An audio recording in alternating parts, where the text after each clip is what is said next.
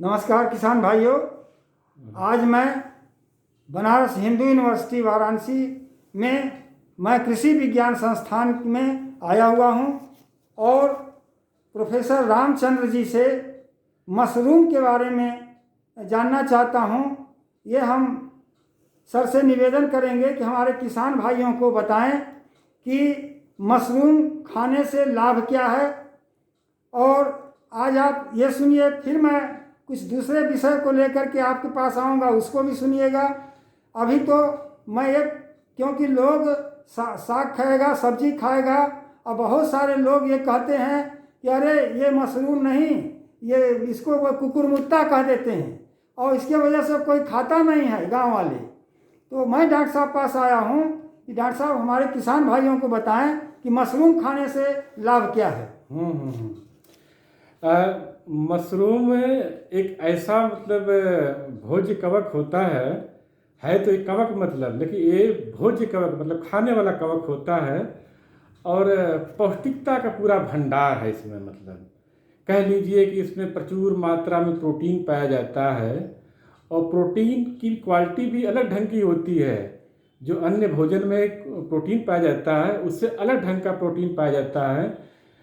Protein तो बहुत से जो है दूध में होते हैं, मीट मांस में भी होते हैं, बहुत से फसलों में भी होते हैं, अनाज में होते हैं, दाल में होते हैं।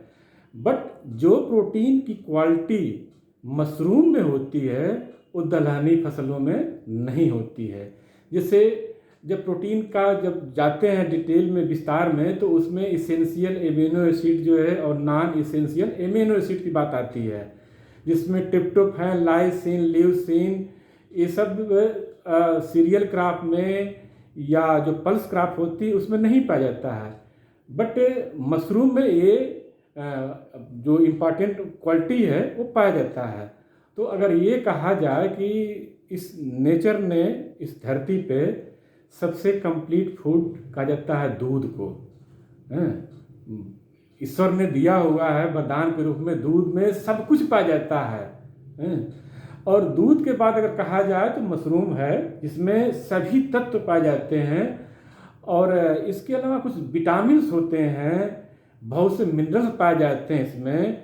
फाइबर होता है जो पचने में सुपाच्य होता है। और जैसे प्रोटीन तो अंडे में भी पाया जाता है, लेकिन अंडा अगर कोई खाता है, ज़्यादा मात्रा में खाता है, तो उसको डाइजेस्ट नहीं हो पाता है। बट इसमें फाइबर की भी मात्रा पाई जाती है, तो उस वजह से ये प्रोटीन के साथ साथ फाइबर भी होता है, तो ये सुपाच्य भी होता है, आसानी से पच जाता है।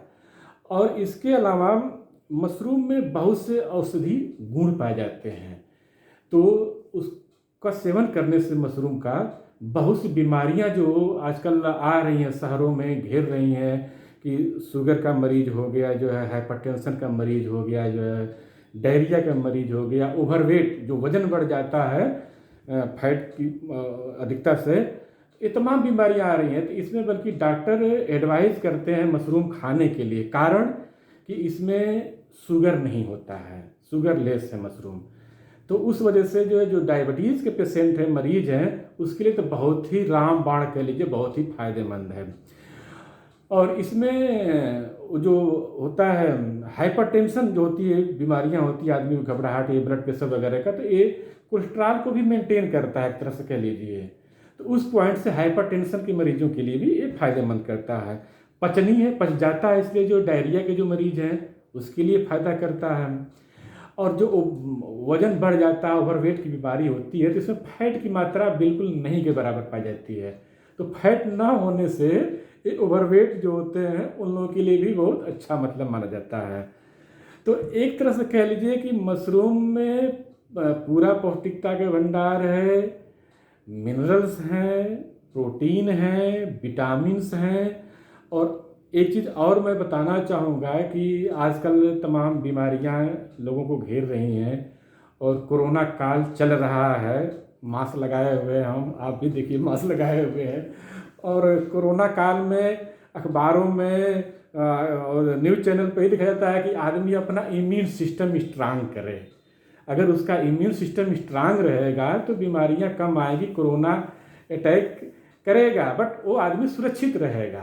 तो ये मशरूम जैसे बहुत से औषधि हैं, चीज़ें हैं कि जैसे गिलोय पना का काढ़ा पिया तो इम्यून उसका बढ़ गया, वैसे ही मशरूम खाने से भी जो है वैज्ञानिकों ने सिद्ध कर दिया है कि मशरूम खाने से, मशरूम का जो भी व्यंजन है, तमाम तरह के जो है उसके प्रोडक्ट हैं, उसका सेवन करने से शरीर के अंदर एक इम्यून सिस्टम बनती है, वो स्ट्रांग बनती है और वो रोगों के प्रति लड़ने की क्षमता पैदा करता है।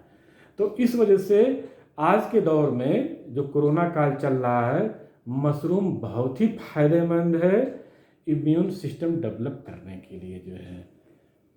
तो डॉक्टर साहब कैसे खाएं, सूप के रूप में खाएं, कैसे खाएं? अभी तो लोगों को बनाने तक नहीं आता है। मशरूम तो अपने आप में एक वेजिटेबल के श्रेणी में रखा जाता है और इसका तमाम प्रकार का व्यंजन बना सकते हैं सब्जी की तरह।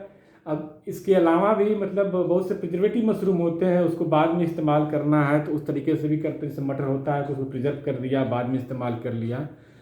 तो इसको बनाने का जो मतलब चीज़ें होती हैं कि कैसे किस किस रूप में ले सकता है, तो इसके बहुत से रूप हैं लेने के। मतलब शरीर में जाने से मतलब होता है शरीर में जाना चाहिए, शरीर को जो है मिलना चाहिए, उसके जो न्यूट्रिएंट हैं वो मिलनी चाहिए जो है।